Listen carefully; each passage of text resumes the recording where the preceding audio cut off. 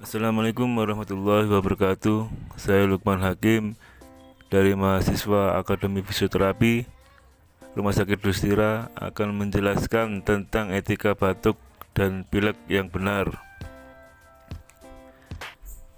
Di era pandemi ini kita harus menjaga kebersihan, kesehatan karena virus akan menyebar juga atau menginfeksi melalui mata, hidung, dan mulut. Kalau rekan-rekan lagi batuk, tutup mulut dan hidung menggunakan masker. Kalau tidak ada masker, gunakan tisu atau tutup dengan tangan lengan bagian dalam.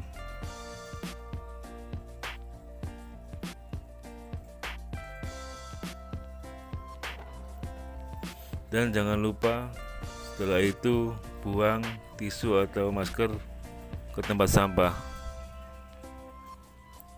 supaya menjaga kebersihan dan tidak menyebarkan virus. Setelah itu jangan lupa cuci tangan pakai sabun dengan air yang mengalir sampai bersih.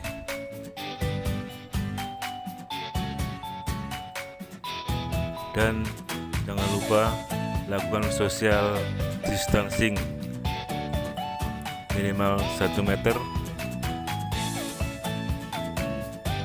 karena sangat penting baik di kantor maupun di luar kantor, bisa di luar, di mall maupun di tempat keramaian. Mungkin itu saja. Terima kasih. Wassalamualaikum warahmatullahi wabarakatuh.